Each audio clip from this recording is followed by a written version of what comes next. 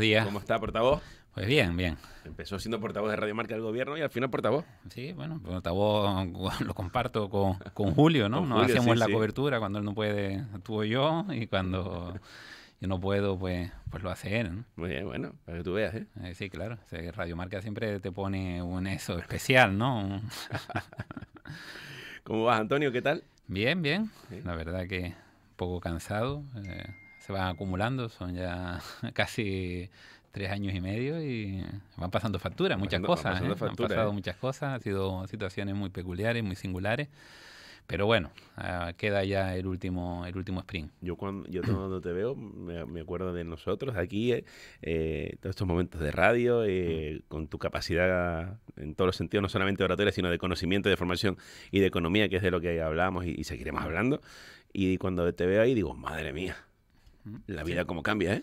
Sí, sí, ha sido complicado, pero lo cierto es que también uno va adquiriendo pues la experiencia y el conocimiento, ¿no? El aprendizaje que te dan pues estos años de circunstancias excepcionales. Y ahora va tocando haciendo balance de cómo han ido las cosas, cómo ha evolucionado la legislatura, cómo ha evolucionado Canarias durante esta legislatura, cómo han ido quedando las cuestiones a pesar de las circunstancias, ¿no? Ha tocado mucho evento exterior, singular, inédito, ¿no? Prácticamente. Hacíamos siglos, ¿no? Que no veíamos, bueno, el tema de la pandemia, lógicamente, yo creo que no habíamos visto nunca una cuestión así, ¿no? Pero también una guerra en territorio europeo llevamos ya muchísimos años que afortunadamente no teníamos, pero hemos comprobado que la paz es frágil, ¿no? Y después también hasta un volcán, ¿no? Que llevamos también muchísimos años sin tener una erupción volcánica en Canarias y también volvió a ocurrir, ¿no? Por lo tanto, son circunstancias muy excepcionales, pero al fin y al cabo lo que uno trata de ver es cómo está Canarias, ¿no? Mejor, a pesar de todos estos elementos, es lo que tenemos que hacer balance ahora. No es la del diablo, ¿sabes? Aquí la del diablo de halagos son, ¿no? Lo que dice el diablo halaga, ¿no? Pero lo típico, conversaciones de entrecomillado de barra de bar o de esquina de Canarias, con gente de tu partido, gente de otros partidos, y de repente salen muchos nombres. Y a mí me ha pasado en varias ocasiones, cuando ha salido el nombre tuyo, todos dicen un animal de gestión y cada día crece más como animal político. Es decir, como que se te augura un presente que ya lo tienes, pero con un futuro muy grande, porque además no eres de los que quieres estar en la foto todos los días, todo lo contrario, sino que tú dices, mi trabajo es yo eso del show, de la foto, del quiz, no, pero que al final, por la agilidad del momento o por la evolución, te has convertido en un animal político.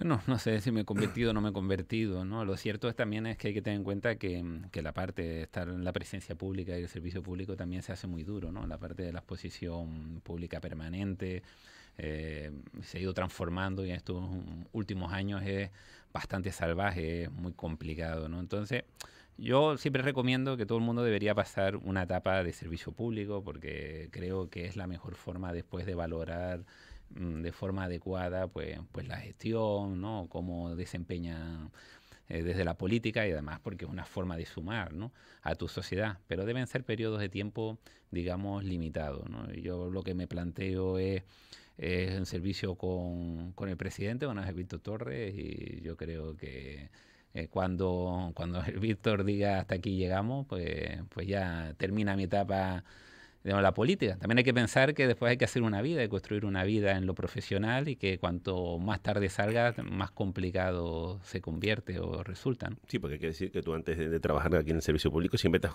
buscado los manices en lo privado. Efectivamente, en la parte de consultoría, la parte de asesoramiento. Verdad que uno aprende bastante, ¿no? Durante esta gestión y siempre va acumulando pues conocimiento, capital humano para el futuro, pero también, Iván, corremos el riesgo de que si estás mucho tiempo en esto, llega un punto en el que es difícil ya salirte, y eso no me gustaría que pasara, ¿no? Ha sido una etapa formidable, que ha sido muy complicada, pero también pues ha llenado mucho y ¿no? Ha permitido también definir una forma también distinta, creo, de hacer política en Canarias, pero que tiene que tener un límite, y el límite es el que marque el presidente y, por supuesto, la ciudadanía, claro. Bueno, pues sea lo que sea en la vida, como siempre lo personal, sabes que el cariño y el aprecio es mutuo. Espero que me llamen al menos para las tertulias No, económicas. te iba a ¿no? decir que esa parte de la privada ya está firmada, es un contrato indefinido de los de la Yolanda, que nosotros lo decíamos antes que Yolanda. Dicho esto, muchas cuestiones que tenemos con el gobierno canario, abro mesa con Juanma, con Pepe y con Santi, la primera te la hago yo, voy a ir a la parte mala de entrada, si te parece. Caso mascarilla, a mí me importan más los presupuestos a día de hoy porque el caso lleva lo que lleva.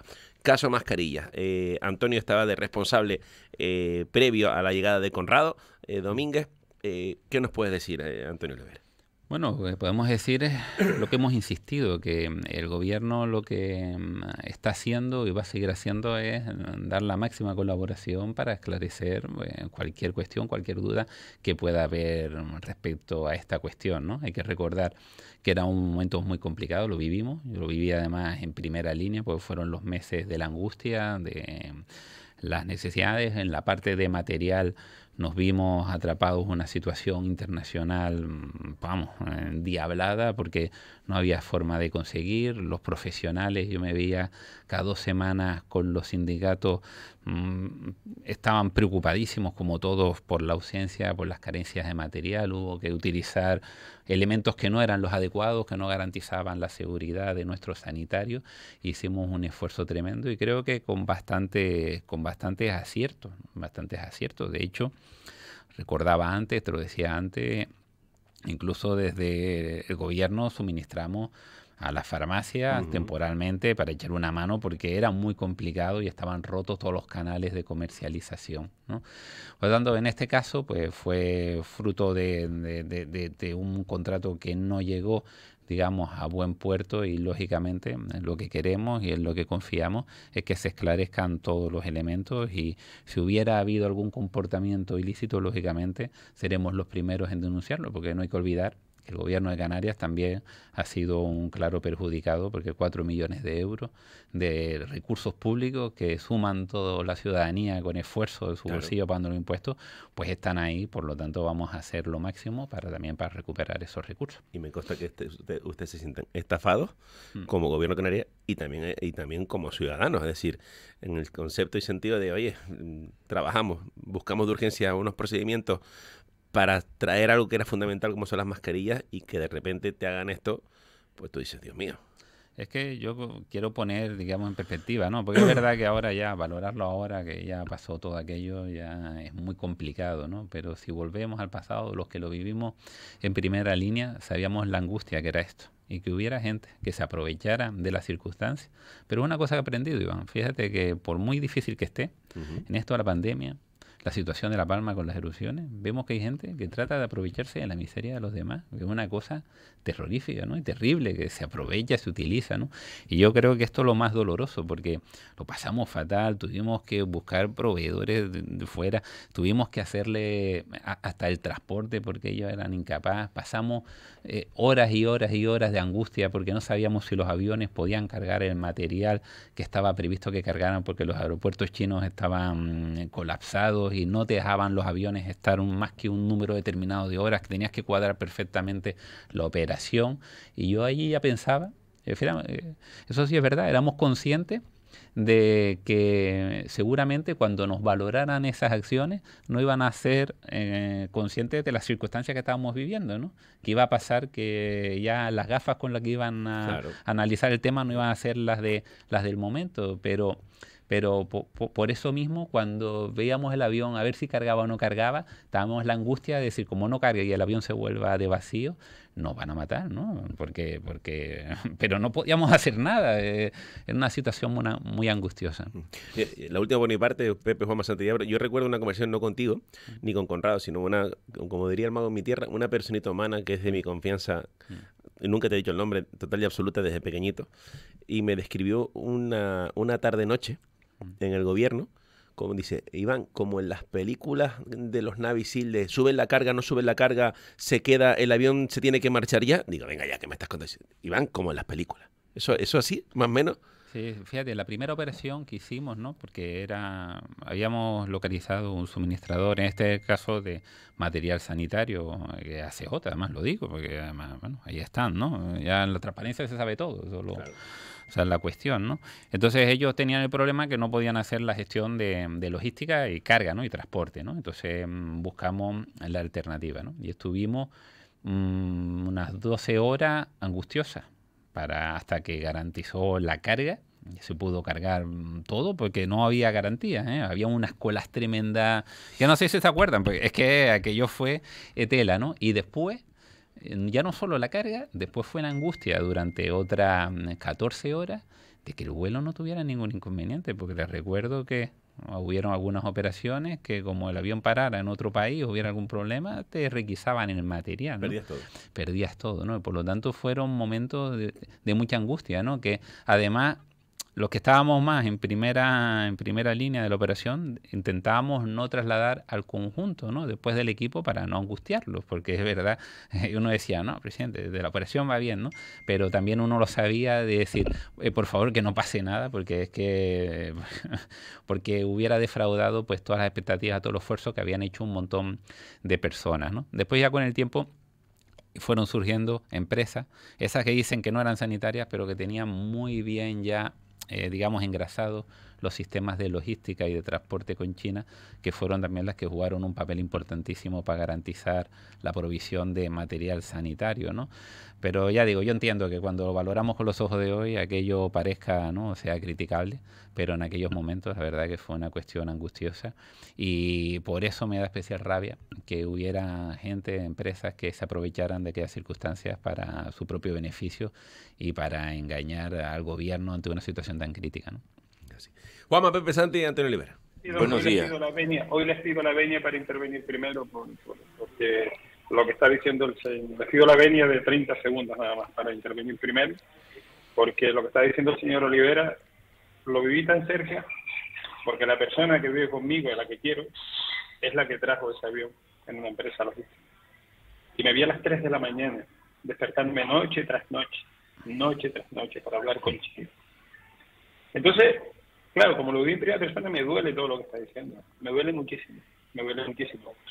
Y lo que más me duele, o no es que me duele realmente, son los 4 millones de euros que no sabemos si los vamos a recuperar, que yo creo que no.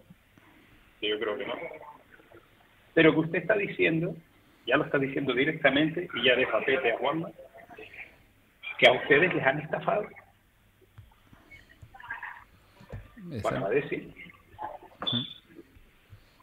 Engañaron, Santi, porque no llegó, digamos, el material y se aprovechó la circunstancia para tratar con lo que fuera, pero lo cierto es que, bueno, o llegó, se destruyó y no pudimos ni siquiera nunca valorar si se cumplía o no se cumplía, ¿no? Y eso sé que causa dolor, ¿no? Por el esfuerzo tan importante que se realizó por conseguir tener una buena protección para nuestros sanitarios, ¿no? Los múltiples esfuerzos, múltiples pedidos por todas las líneas que teníamos identificadas y habilitadas para ello, ¿no? Y que, digamos, aprovecharan la confianza de los gobiernos, de la gestión, de muchos profesionales que hacían el máximo esfuerzo para garantizar la provisión adecuada de nuestros sanitarios, pues duele especialmente, ¿no? Pero señor Olivera, buenos días. No se cuestiona el método, ni por supuesto el sacrificio, ni el esfuerzo, ni la voluntad de buscar soluciones en circunstancias extremas, ¿no? Eso, por supuesto, ni siquiera el procedimiento de contratación, que está claro que era excepcional porque las circunstancias lo eran. Lo que se cuestiona en el llamado caso Mascarillas es este contrato en concreto. O sea, y esa especie de nebulosa que hay de cómo se accedió a ese contrato, quién canaliza ese ofrecimiento de esta empresa de RR7 y por qué, pasado el tiempo y bueno, ya confirmado que esta empresa pues no era capaz de suministrar el material que había comprometido y cobrado, que bueno, que se mantuviera ese expediente ahí vivo y tal, es un poco lo que son las preguntas un poco que se hace la Fiscalía, la Justicia y en buena medida también la opinión pública, ¿no? ¿Cómo se llega a este suministrador? ¿Quién lo trae? ¿O cómo llega? Y luego, ¿por qué se prolonga el expediente tanto tiempo, ¿no? Efectivamente, Juanma, esas son las cuestiones clave y son las que está investigando la justicia, ¿no? Y por eso que el gobierno va a colaborar al máximo, porque yo creo que tenemos que tener siempre, ¿no? Y ser cautelosos y prudentes, ¿no? Con estas cuestiones, porque quien puede garantizar la objetividad, ¿no? Quien puede dar y escuchar a todas las partes y tener toda la información para poder extraer las conclusiones adecuadas, ¿no? Quien hace el trabajo y consulta, ¿no? A todos los puntos de vista, ¿no? Y por lo tanto, una vez ya está la justicia en marcha y está haciendo su trabajo, está haciendo su labor, todo lo que podemos hacer desde el gobierno es colaborar al máximo con la misma para poder facilitar pues que llegue, ¿no? y un poco analice y desvele la verdad de qué ocurrió, cómo ocurrió, por qué ocurrió y si fue razonable o no fue razonable o si realmente hubo ilegalidades o no hubo ilegalidades, ¿no? Yo creo que una vez está en este punto, nuestra misión fundamental es facilitar al máximo la labor a la justicia, que es quien puede realmente dar una visión adecuada, correcta, objetiva de lo sucedido, ¿no? Y con garantías, claro. Pepe.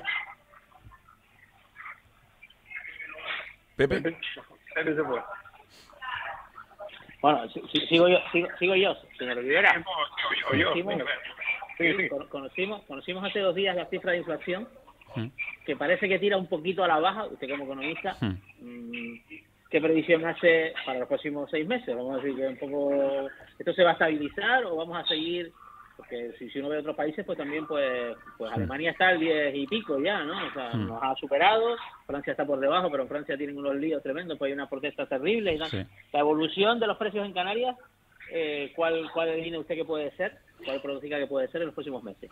Bueno, la verdad que siempre he explicado que el incremento de precio que empezó a producirse a finales del año 2021 tuvo en primer lugar, o fue fruto en primer lugar de los atascos que se producían en la oferta de determinados productos, sobre todo industriales, ¿no? Después de la recuperación tras la COVID, la demanda se recuperó mucho más rápido que la oferta y por lo tanto se generaron ahí cuellos de botella en las cadenas de valor globales que ya fueron elevando la inflación, ¿no? Y si recordamos, lo digo de cabeza, más o menos en diciembre ya teníamos inflación del 5, casi 6%, ¿no?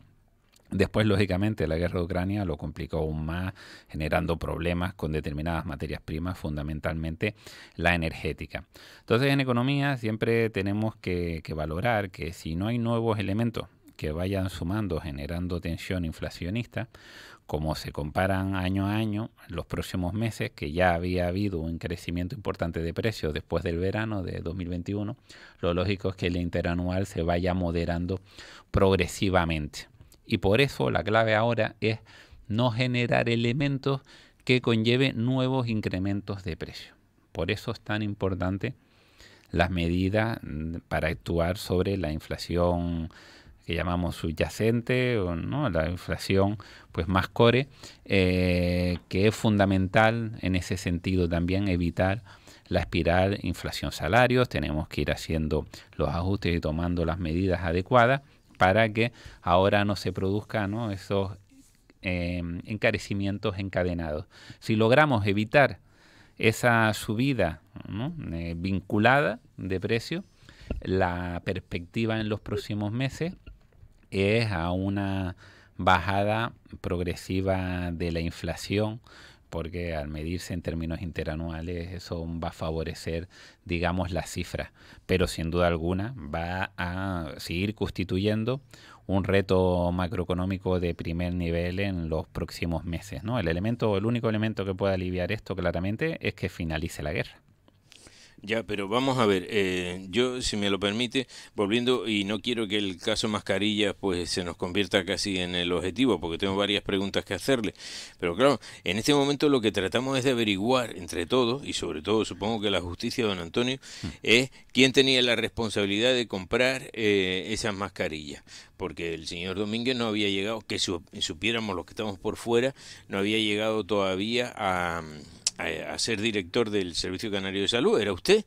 Entonces, ¿hasta dónde llega la responsabilidad de uno y la responsabilidad de otro, teniendo en cuenta, bueno, pues eso, de que ustedes se agarraban a un clavo ardiendo con tal de que alguien trajera la materia prima que eran las mascarillas, ¿no? Aquí hemos perdido 4 millones, yo estoy un poco con lo que decía Santi, de que no se van a recuperar, pero a mí lo que me molesta es quién tomó esa decisión, porque bueno, no sabemos cómo se hacen este tipo de cosas y si se hacen en función de la historia de cada una de las personas que se comprometen a hacerlo. Le dieron 2 millones de euros de entrada y la respuesta de esta gente es, mire, o nos dan los 4 o no se trae nada. Bueno, pues yo no sé, a mí cuando alguien me amenaza de esa manera, pues no, deme los 2 millones de euros que le he dado hasta ahora y no me traiga nada, que ya buscaré otra empresa. Sin embargo, ustedes se agarraron a eso y a mí me gustaría saber quién es el que dice esta empresa es la solvente. Eso por un lado. Y no sé si hoy don Antonio ha leído las declaraciones de Elías Castro Feliciano, que habla de que se va del 112 porque no hay nadie que le haga caso, que ha puesto en conocimiento que tanto de la empresa como de los responsables políticos y económicos del mismo, que hace falta mediar algunas de las cosas y sobre todo modernizar algunas de las estructuras que ni siquiera el presidente le ha hecho cargo. ¿Tiene usted, le ha hecho caso? ¿Tiene usted constancia de que se haya dirigido en alguna ocasión? ¿Es usted consciente de todo lo que dice don Elías en la entrevista que hoy se publica en El Día o en Prensa Ibérica sobre este particular? Esas dos cuestiones de entrada, porque luego también, si usted me lo permite, me gustaría entrar en otros detalles de la información general, de cómo estamos hoy y de algunas de las cosas que se andan diciendo. Pero estas dos cuestiones de entrada. Sí, respecto a lo primero, Pepe, insisto en lo que trasladaba antes, ¿no? Que una vez está en manos de la justicia, la principal es contribuir y colaborar al máximo para depurar todo eso y poder tener unas respuestas completas a estas circunstancias, ¿no? Y lógicamente, porque al final, ¿no? Como hemos comprobado en todo este proceso, ¿no? Que da garantías de poder valorar estas cuestiones por un punto de vista equilibrado y de todas perspectivas, con objetividad, con garantía, es la justicia. Y por lo tanto, debemos dejar, digamos, en este ámbito que se establezcan y se terminen y se den todas las respuestas que son determinantes en esta cuestión, ¿no? Por lo tanto, sobre eso no me voy a pronunciar más allá que lo he hecho hasta ahora, ¿no? Que es siempre proporcionar la máxima colaboración. Respecto a GSC, ¿no? Que es la empresa, ¿no?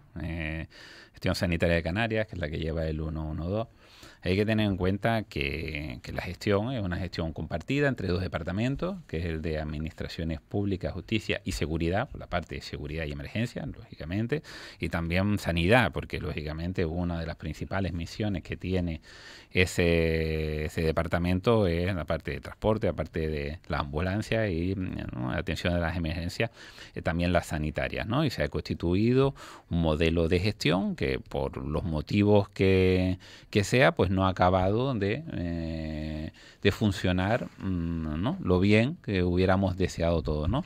Se han producido también avances relevantes en el marco de la gestión, se han producido también y se ha sometido a importantes tensiones fruto de los momentos excepcionales que hemos vivido, porque también fue una entidad clave en la gestión de la pandemia. Y respeto también las posiciones y los planteamientos que hace Elías Castro, digamos, al respecto, pero lo cierto es que lógicamente la atención y la gestión de la empresa, constituida a través de un consejo de dirección que participaban personas de ambos departamentos, daba la garantía de la intercomunicación y la comunicación permanente, ¿no?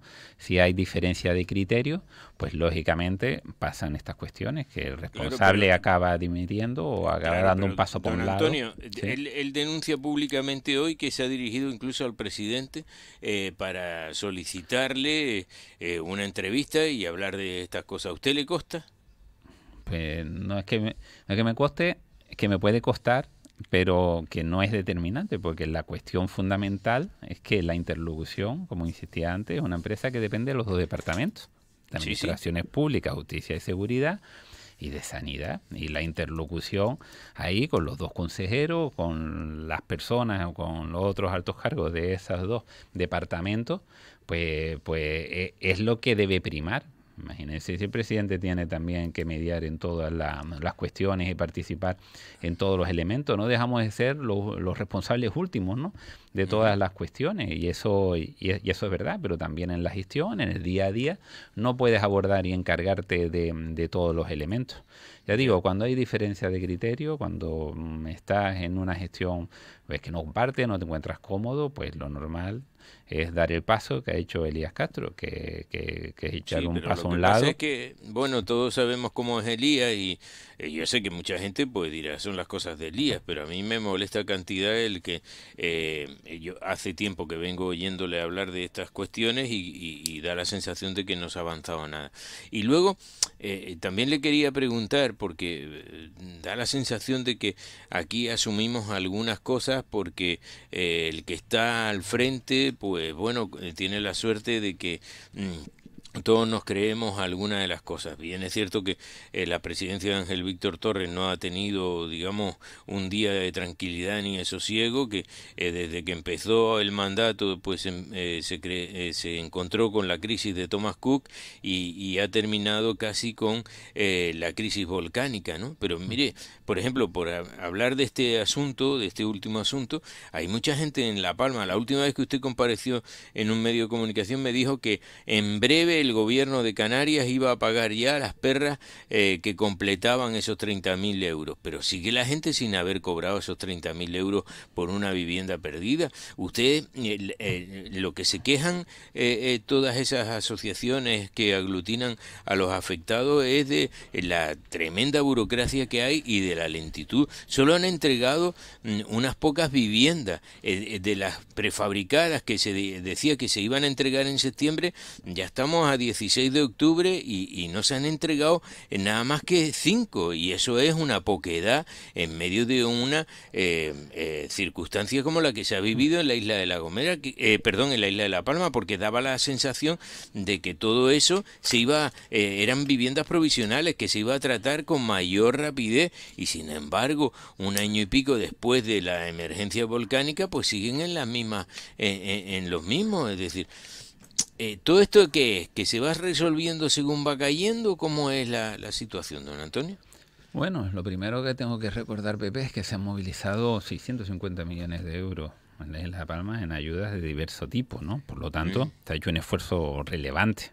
Lógicamente somos conscientes de que haga lo que se haga, nunca vas a poder cumplir con las expectativas de la gente que de la noche a la mañana vio cómo se destruía su vivienda y cómo cambiaba su vida por completo. Eso lo tenemos que tener asimilado, y siempre va a haber espacio para la crítica, faltaba más, es evidente, es inevitable, de hecho. La cuestión no es valorarnos sobre el absoluto, sobre qué se podía haber mejorado, que siempre hay espacios y siempre hay momentos para aprender, fundamentalmente en términos administrativos, de cómo podemos abordar futuras emergencias. Lo que sí quiero poner es que cuando lo relativizamos, cuando lo comparamos con otras experiencias, pues no tiene nada que ver. Eso también me tendrá que dar la razón, Pepe. Cuando comparas con otros desastres naturales que se han producido en España o en Canarias, la respuesta en esta ha sido una magnitud muy superior, con mucho más compromiso, con mucha más presencia que en todos esos casos, pero bueno, a años luz, incluso en otras experiencias europeas, ¿no? Y por lo tanto, pero mire, por ejemplo, no es lo mismo, una de las cosas que se quejan es de que están pagando la casa más barata que en Lorca, y en Lorca también tuvieron un terremoto y también tuvieron una circunstancia como tardaron 11 años en recibir las ayudas, Pepe, que también hay que poner, y además aquí estamos en un proceso de planificación, con criterio, con cabeza, porque tampoco lo que puedes es reconstruir algo de la noche a la mañana, como si no hubieras tenido una parte muy importante del territorio que se ha visto afectado. Tienes que planificar, hacerlo con cabeza. Se lleva haciendo un esfuerzo tremendo. Esto no se puede improvisar, requiere su tiempo, ¿no? Y por lo tanto hay un plan que hay que seguir, que es verdad que las personas afectadas, ya digo, quien ha visto cambiar su vida de la noche a la mañana, pues muestran lógicamente desesperación, y es normal, pero nunca vamos a poder cumplir y digamos, y hacer frente a sus expectativas, ¿no? Pero lo que sí que creo que hay que valorar es que estamos haciendo al máximo de las posibilidades con el compromiso máximo de todas las administraciones públicas, hemos mantenido una posición bastante unida, digamos, en esta cuestión, y creo que es bueno seguir manteniéndola, porque lo que nos estamos jugando es las perspectivas de futuro de una zona de la isla de La Palma que requiere dejar las luchas partidistas, digamos, a un lado, y poder planificar esto con cabeza, ¿no?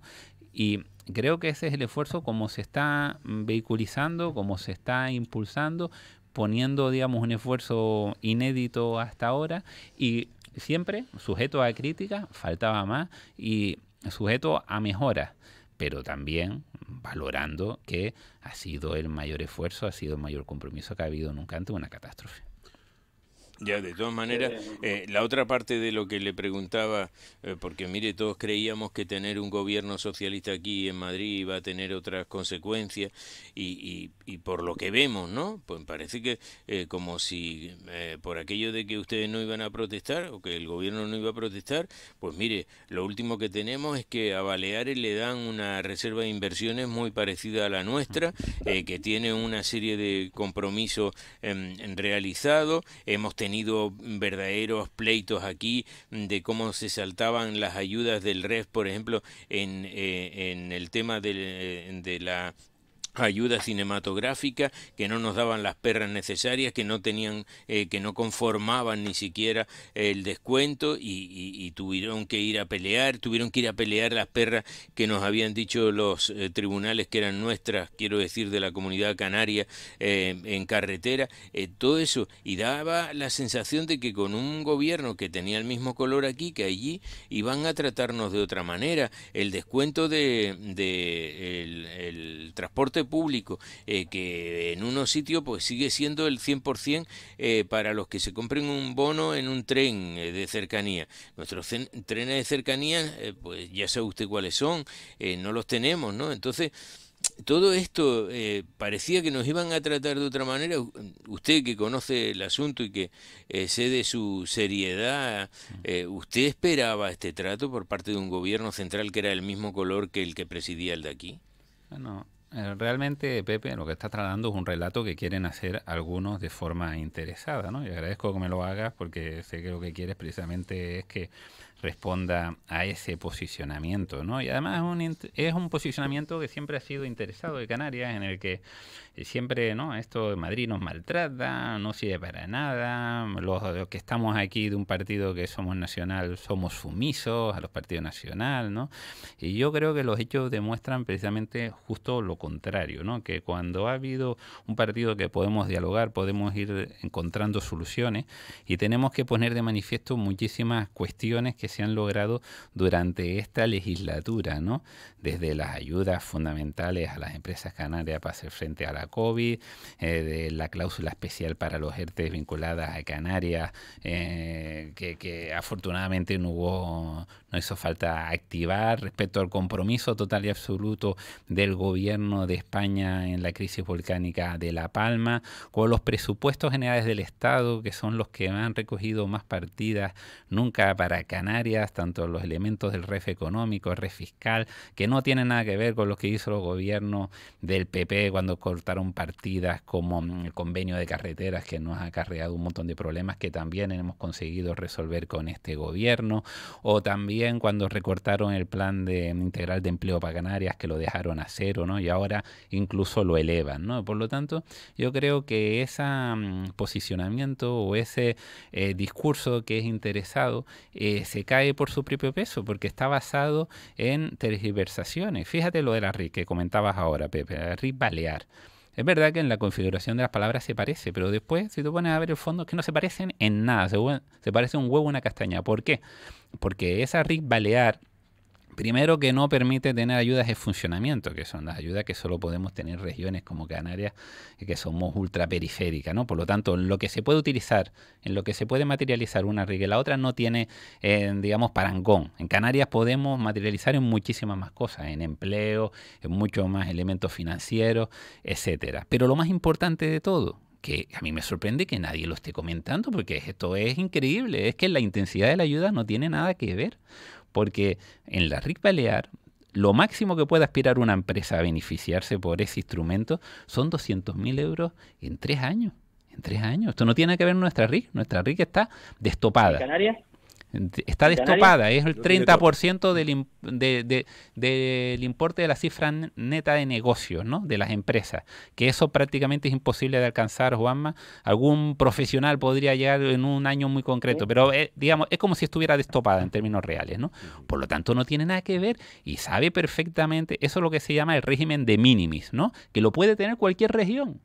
Hasta Madrid lo podía tener, la Comunidad de Madrid. Por lo tanto, no tiene nada que ver una cosa que otra. Y también hay que recordar que los partidos que ahora critican, el PP, en 2021, en octubre de 2021, en el Senado llevó una iniciativa para impulsar la reserva, el régimen fiscal balear, que se aprobó, por cierto. Y el senador autonómico, señor Clavijo, es que ese día ni fue por el Senado para debatir y su grupo, el que pertenece, se abstuvo respecto a esta iniciativa. Por lo tanto, yo creo que en este asunto se está convirtiendo, se está haciendo una bola de algo que realmente no tiene el alcance ni la preocupación que debería despertar en la sociedad canaria. Y le digo una cosa, en el improbabilísimo caso de que la Unión Europea se pensara otorgar a territorios insulares una mejora respecto a la situación actual, ¿no? Que pudieran acceder,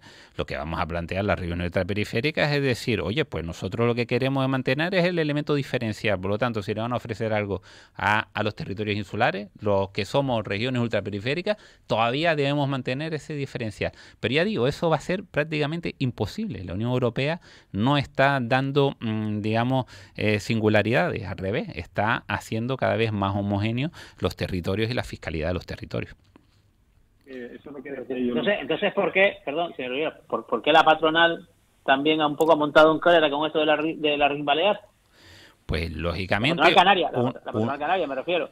Yo digo una cuestión, o no se han leído el apartado sexto, el punto sexto, que dice que se llevan en el régimen de minimis en la parte de vinculación con la Unión Europea, o lo que ellos lo que quieren mantener es decir, oye, si hay una mejora en la parte balear, que nosotros sigamos manteniendo un diferencial, cuestión que compartimos perfectamente y totalmente, ¿no?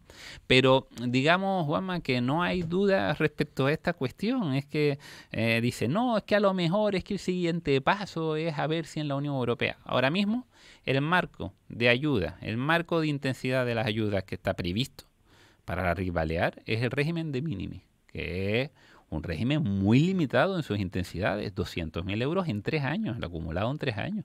Por lo tanto, no tiene nada que ver con el marco canario. Si hay preocupación de que haya una mejora en la parte insular, lo que tiene que tener la sociedad, sobre todo los empresarios, que es quien más le preocupa esto, es que Canarias va a defender, por supuesto, seguir manteniendo un diferencial respecto a cualquier situación o mejora que le puedan dar a otros territorios. Eso es evidente.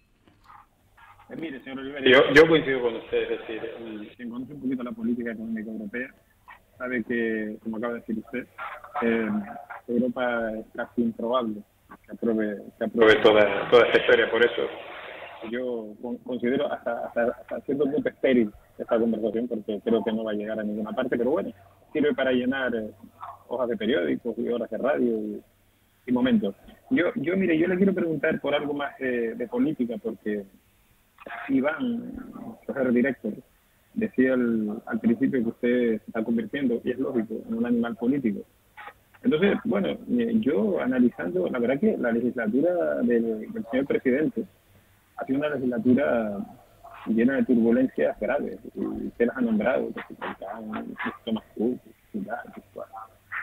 eso, visto el numerazo que ha montado el PT este fin de semana aquí en Tenerife, en Canarias, de vamos a gobernar, no sé cuánto, para arriba y para abajo y tal, igual. ¿Ustedes creen que toda la legislatura, este tipo de turbulencias les han beneficiado, les han mermado, llevan una carga en la mochila? ¿Cómo ve el pacto? A mí me gustaría que políticamente, como animal político, y perdone lo de animal, que yo sé que no tengo una presión personal grande, ¿cómo lo ve? Sí, Santi.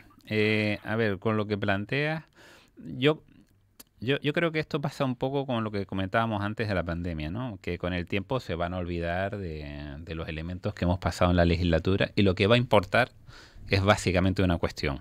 ¿Cómo estaba Canarias cuando se inició la legislatura? ¿Cómo está Canarias cuando finalice la legislatura? Yo soy un firme convencido de que es lo que debe pesar siempre en la gestión pública, ¿no? En la gestión política, es decir, ver de forma objetiva en los datos, en los indicadores socioeconómicos y laborales, cómo está el territorio, ¿no? O la comunidad autónoma cuando la toma y cuando, digamos, finaliza la legislatura. Y creo que soy un firme convencido de que por muy complicadas que hayan sido las circunstancias, uno lo que debe aspirar es siempre a entregar una Canarias mejor de lo que lo cogió. Creo que es la aspiración legítima de cualquier político, ¿no? Después las circunstancias pueden explicar y pueden dar poco explicación a decir, oye, hemos tenido circunstancias más complicadas, se ha visto avances, pero no han podido hacer todo lo que queríamos y tal, para modular ese elemento. Pero fíjense que nosotros lo que queremos es trasladar y valorar y que la gente pueda tomar una decisión en función de los parámetros, ¿no? Y tenemos que valorar cómo está el mercado laboral canario ahora respecto a 2019. Sabemos que la afiliación a la Seguridad Social está en registros máximos históricos, en parte también por la política económica que se ha seguido ante los acontecimientos recientes, el paro en registros que no veíamos hace 14 años, con tasas de contratos indefinidos a las más altas también en la serie. Digamos, hay una serie de parámetros en el ámbito laboral muy positivo para Canarias, el paro en los jóvenes también de los niveles más bajos en muchísimos años, ¿no? También vemos indicadores económicos muy interesantes que están poniendo de manifiesto que la economía canaria está más sólida en cuestiones de economía del conocimiento, vinculados a la programación informática, al sector audiovisual, a la ciencia, ¿no? Que se van progresando. Las exportaciones están mostrando un comportamiento muy positivo en este año 2022 en comparación respecto al pasado. Las inversiones extranjeras que vienen a Canarias también están mejorando muchísimo, multiplicándose por 6 a la de 2019. En diferentes ámbitos sociales estamos observando una mejora importante, por ejemplo, en dependencia durante este año 2022, incluso en la cobertura de las personas más vulnerables entre el ingreso mínimo vital y la PCI, con una cobertura que es casi 7 veces superior a la que teníamos cuando llegábamos, o incluso en el fracaso escolar, que estamos en registro histórico, ¿no? Los más bajos posibles, ¿no? Que cogimos casi un 20 y ahora estamos casi en un 10, ¿no? Por lo tanto, creemos que a lo largo del tiempo, ¿no? Cuando termine esta legislatura, lo que hay que comparar cómo estaba Canarias entre mayo y julio de 2019 y cómo se encuentra Canarias en la actualidad. Creo que ese es el elemento que debe determinar pues si se ha hecho una buena labor de gestión pública o no. Solo 5 segundos, de verdad, porque todo lo que me ha dicho es un discurso muy bien hilado, pero y usted se va a enfadar conmigo la próxima vez que me vea, nos vemos por la calle, me dirá, Santi, no, mi madre, me pregunta. ¿Usted está de verdad contento con la gestión de la dependencia y de asuntos sociales que se ha hecho en esta legislatura? Lo digo porque yo no veo a casi nadie contento. Igual es una percepción personal mía. Bueno, también, Santi, ahí yo creo que la justicia o los elementos, ¿no? Se generan relatos a veces que no se corresponden, digamos, con los hechos. Y yo creo que lo que hay que valorar en el tema social, lo veíamos, por ejemplo, los datos que salían el viernes pasado, ¿no?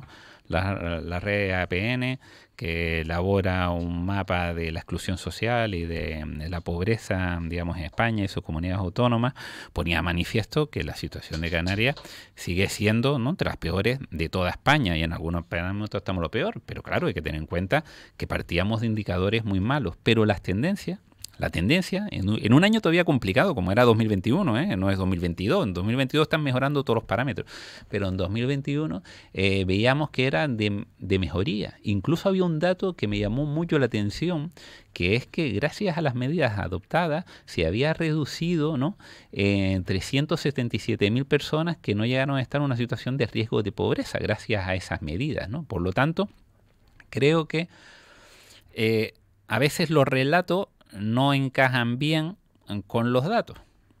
Con los datos. Y yo creo que lo que hay que valorar es cuántas personas están cubiertas por una renta de ciudadanía, ¿no? En el ingreso mínimo vital más PCI ahora respecto a cuando iniciamos la legislatura, cuántas personas están recibiendo, digamos, una prestación de dependencia o un servicio de dependencia ahora respecto a cuando iniciamos la legislatura, ¿no? Cuántas personas, ¿no? Y cómo se encuentra la situación general de la pobreza en Canarias ahora respecto a cuando iniciamos la legislatura y qué evolución lleva, ¿no? Yo creo que eso es lo que debe determinar. Después, por supuesto, es un ámbito de mucha sensibilidad, siempre como en cualquier cuestión se pueden hacer las cosas mejores, siempre hay margen de mejora, pero creo que una valoración objetiva debe ser o venir de la comparación de indicadores y de resultados. Pepe, la penúltima, antes de que te marches, que sí, tenemos que es seguir. Que, hombre, en eso una cosa dirán los papeles y otra cosa serán lo que están cobrando realmente en ese tipo de prestaciones, don Antonio. Es decir, hemos avanzado mucho. Es que aquí seguimos exactamente con lo mismo, que la burocracia es quizás la que no nos está dejando ver todo el bosque, ¿no? Y hay mucha gente que usted sabe que le han aprobado eso, otros que han recibido incluso la papela cuando ya el familiar en cuestión ha fallecido, pero que seguimos exactamente en la misma historia, es decir, que no está llegando el dinero para todos aquellos que lo están pidiendo. Fíjese la denuncia que tenía el otro día Acufate en el Parlamento de Canarias, cómo le están pagando a los que están cuidando a dependientes. Muchos de ellos tienen el papel aprobado, pero siguen sin recibir un euro. Yo vuelvo a incidir, es que aquí nos está fallando una parte del relato que nos está haciendo, que sí, que puede haber avanzado. ¿Usted cree realmente que la gente en Canarias hoy está mejor que hace 4 años? Mira, Pepe, respecto a lo primero, ¿no? Por supuesto, siempre hay elementos de mejora, pero fíjate que José Manuel Ramírez, al final es el presidente, ¿no? De la Asociación de Directoras y de Gerentes de Servicios Sociales, que hace una valoración objetiva de la dependencia, fue claro en sus declaraciones en Lanzarote, ¿no? A raíz de la jornada, y pone de manifiesto un cambio muy importante. El sistema de dependencia tendrá elementos de mejora y de perfeccionamiento. Y a todos les gustaría recibir un servicio, ¿no? Tener una plaza en una residencia donde poder atender a sus mayores, ¿no? Pero el sistema de dependencia se compone de prestaciones, ¿no? Y de servicios, y lo importante es que esté bien distribuido. El problema de Canarias es que como no se hizo nada, pero nada, durante 15 años, ahora hay una bolsa, hay un nudo ahí conformado que hay que ir deshaciendo poco a poco. Y claro, se necesitan muchas más plazas, muchos más servicios sanitarios, pero es que tampoco prestaciones se daban nada, no se daba teleasistencia, ni servicio a domicilio, ni prestación vinculada al entorno familiar, ni prestación vinculada a servicios.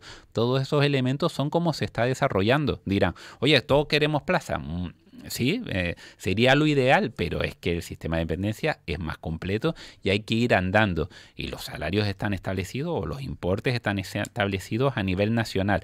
Pero recibas lo que recibas siempre es mejor que no recibir nada, y sobre todo la inacción, que es lo que hemos vivido durante muchísimos años en Canarias. Por lo tanto, ¿la situación es ideal? No, pero lógicamente lo que está haciendo es mejorar bastante respecto a lo que teníamos previamente, que era, ya te digo, la ausencia total de política para tomarse esto bastante en serio, ¿no? Y respecto a si estamos mejor o no estamos mejor, lo que digan los indicadores, Pepe, porque fíjate, antes decía, ¿no? Y lo decía Feijóo, vamos a salir de la tercera gran crisis.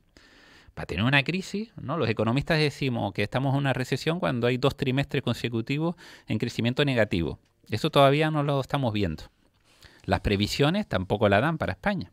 Entonces vamos a primero llegar a la tercera crisis para después, digamos, poder actuar sobre ella, a no ser que lo que desea la derecha es que tengamos una crisis para después, ¿no? Ser ellos los que, digamos, lo solucionen. Es el deseo de que España vaya mal, para después de poder decir ellos que se corrige gracias, digamos, a sus políticas, ¿no? Aquí hay mucha gente que dicen que aplican aquello de cuanto peor, mejor para mí, ¿no? Entonces, efectivamente, Pepe, porque oye, objetivamente, cuando, digamos, hay un encarecimiento de los precios, eso es evidente y se nota en el coste de la cesta, ¿no? De la compra. Eso es evidente. Pero también hay empleo.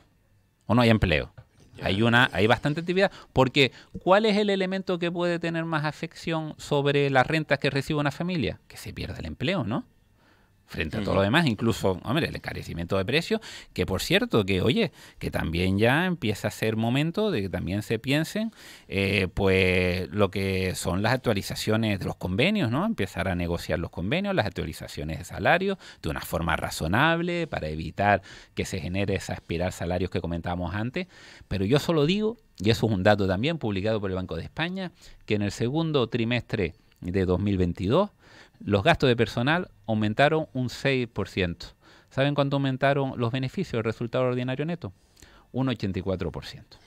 Por lo tanto, yo creo que también va siendo momento también de que se produzca a nivel social, pues, un reparto más equilibrado de los ingresos que se está generando la inflación, porque yo siempre lo recuerdo, la inflación siempre es más gasto para uno y más ingresos para otro.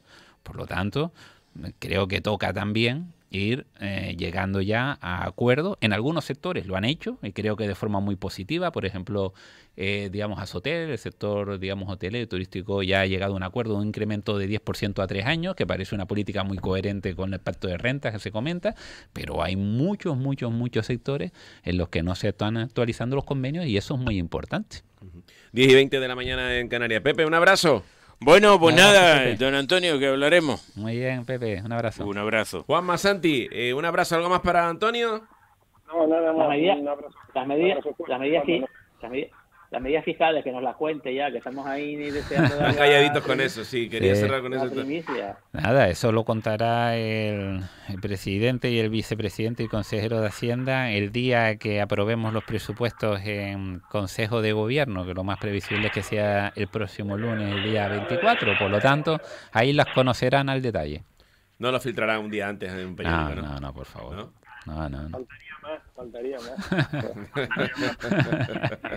Si no lo tiene Radio Marca, no lo tendrá nadie. Perfecto.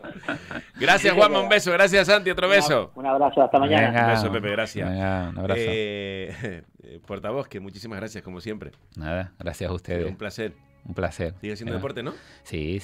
Fundamental. Fundamental. ¿A qué hora lo hace?